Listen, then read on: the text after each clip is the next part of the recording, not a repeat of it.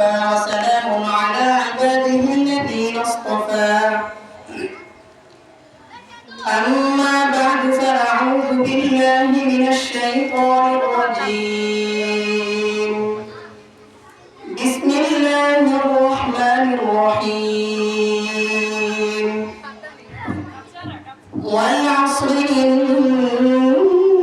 الإنسان لفي خسر إلا الذين آمنوا وعملوا الصالحات وتواصوا بالحق وتواصوا بالصبر. وقال رسول الله صلى الله عليه وسلم نعمتان مغبون فيهما كثير من الناس الصحة والفراغ.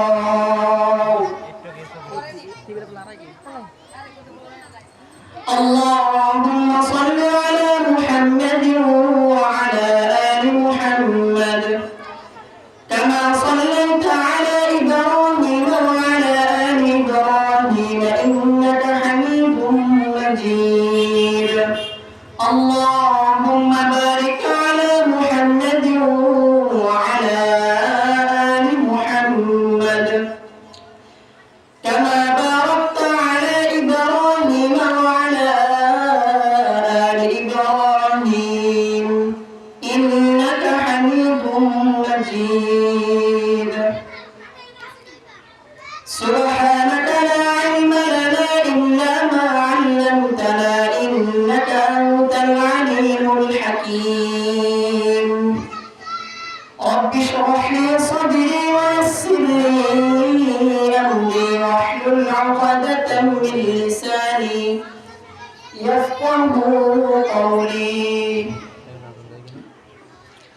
মুজিব সুন্নাহ তাহফিজ কুরআন মাদ্রাসার উদ্যোগে আয়োজিত আজকের মাহফিলের সম্মানিত সভাপতি, প্রধান অতিথি, বিশেষ অতিথিবৃন্দ, আমার সামনে উপবিষ্ট দিনপ্রিয় ইসলাম প্রিয় ভাইরা, পর্দার আড়ালে অবস্থানরত শ্রদ্ধেয় সম্মানিত মা ও বোনেরা, আল্লাহ তাআলার কাছে অসংখ্য অগণিত শুকরিয়া আদায় করি যে আল্লাহ তাআলা আমাদেরকে অনেক কষ্ট ক্লান্তি করার পর আজকের মাহফিলটি সম্পন্ন করার তৌফিক দান করেছেন। অক্লান্ত পরিশ্রমের মাধ্যমে আল্লাহ তাআলা আজকের মাহফিলকে সফল করার তৌফিক দান করেছেন। এই কারণে আল্লাহ তাআলার কাছে শুকরিয়া আদায় করি, আলহামদুলিল্লাহ। আমি আপনাদের সামনে সূরাতুল আসর তেলাওয়াত করেছি এবং রাসূলুল্লাহ সাল্লাল্লাহু আলাইহি ওয়াসাল্লামের অসংখ্য হাদিস থেকে একটি হাদিস তেলাওয়াত করেছি। আয়াত ও হাদিস একত্র করলে যে আলোচ্য বিষয় হয় সেটি হলো সময়ের গুরুত্ব। বর্তমান সময়ের মানুষ যে জিনিসটাকে সবচেয়ে বেশি অমূল্যায়ন করে সেটি হলো সময়। আল্লাহ তাআলা আমাদেরকে অসংখ্য অগণিত নিয়ামত দান করেছেন, এর মধ্যে সময় হলো গুরুত্বপূর্ণ একটি নিয়ামত। আল্লাহ তাআলা বলেন وَإِن تَعُدُّوا نِعْمَةَ اللَّهِ لَا تُحْصُوهَا إِنَّ الْإِنسَانَ لَظَلُومٌ كَفَّارٌ। আল্লাহ তাআলা আমাদেরকে এত অসংখ্য অগণিত নিয়ামত দান করেছেন। আল্লাহ তাআলা বলেন, যদি বলে তোমরা আমার নিয়ামত গণনা করতে থাকো, এরপরে তোমরা আমার নিয়ামতকে গণনা করে শেষ করতে পারবে না। ইন্নাল ইনসানা লাযালুমুন কাফফার। নিশ্চয় মানুষ জালেম এবং অকৃতজ্ঞ। আমি আল্লাহ তাআলা মানুষকে এত নিয়ামত দান করার পরে মানুষ আমার নিয়ামতের কদর করতে চায় না, বরং আমাকে অস্বীকার করে। আল্লাহ তাআলা পরে আয়াতের মধ্যে বলেন لئن شكرتم لأزيدنكم ولئن كفرتم إن عذابي لشديد। যদি তোমরা নিয়ামতের শুকরিয়া আদায় করো, লাযিদান্নাকুম, তাহলে আমি আল্লাহ তাআলা অবশ্যই তোমাদেরকে নিয়ামত আরো বাড়িয়ে দেব।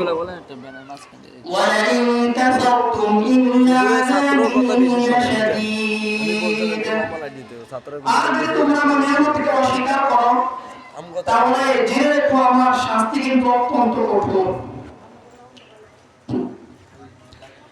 রাসূলুল্লাহ সাল্লাল্লাহু আলাইহি ওয়াসাল্লাম বলেন, নি'মাতানি মাগবুনুন ফীহিমা কাসীরুন মিনান নাস, আস-সিহহাতু ওয়াল ফারাগ। দুটি নিয়ামতের ব্যাপারে মানুষ সবচেয়ে বেশি প্রতারিত হয়, অর্থাৎ মানুষ এই দুটি নিয়ামতকে গনিমত মনে করতে চায় না, মূল্যায়ন করে না। যখন মানুষ এই দুটি নিয়ামতকে হারিয়ে ফেলে তখন তার বুঝে আসে দুটি নিয়ামত কতই না গুরুত্বপূর্ণ ছিল। এর মধ্যে প্রথম হলো আস-সিহহা, সুস্থতা। সুস্থতা এমন একটি নিয়ামত, মানুষ অসুস্থ হওয়ার আগে সুস্থতা কত বড় নিয়ামত এটা তার বুঝে আসে না। যখন মানুষ অসুস্থ হয়ে যায় তখন তার বুঝে সুস্থতা কত বড় একটি নিয়ামত ছিল।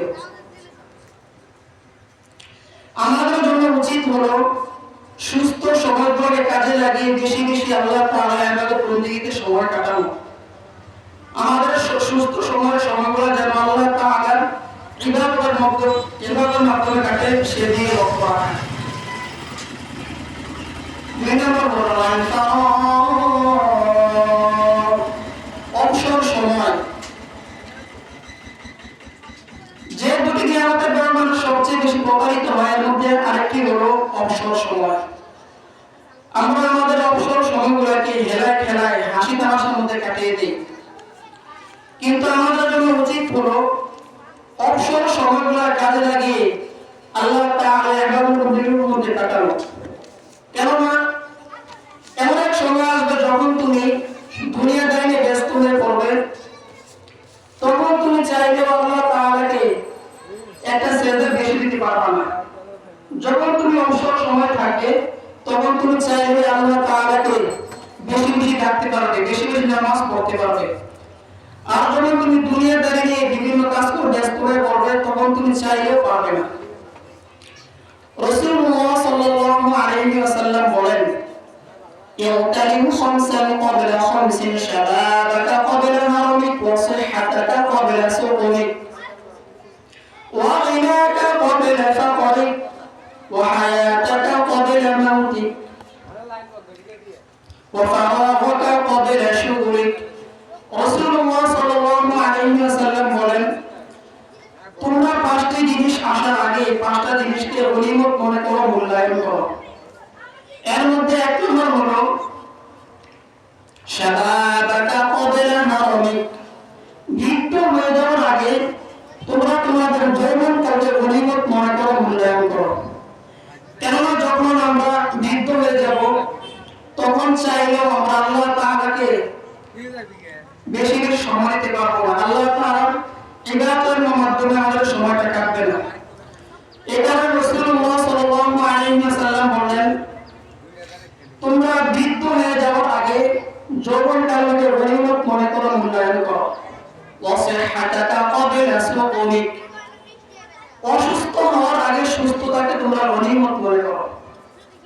ওয়া গিনাকা ক্বাবলা ফাকরিক, দরিদ্র হয়ে যাওয়ার আগে তোমরা তোমাদের ধনাঢ্য জীবনটাকে গনিমত মনে করো, মূল্যায়ন করো। কেননা যখন তুমি দরিদ্র হয়ে যাবে তখন তুমি চাইলেও আল্লাহ তাআলার রাস্তায় দান করতে পারবে না, মসজিদ মাদ্রাসা দান করতে পারবে না। এই কারণে তোমরা দরিদ্র হয়ে যাওয়ার আগে ধনাঢ্য জীবনটাকে তোমরা গনিমত মনে করবা। ওয়া ফারাগাকা ক্বাবলা শুগলিক, দুনিয়াদারি নিয়ে ব্যস্ত হওয়ার আগে তোমরা তোমাদের অবসর সময়গুলোকে কাজে লাগাবা। ওয়া হায়াতাকা ক্বাবলা মাউতিক, মৃত্যুবরণ করার আগে তোমরা তোমাদের পার্থিব জীবনকে গনিমত মনে করবা, মূল্যায়ন করবা।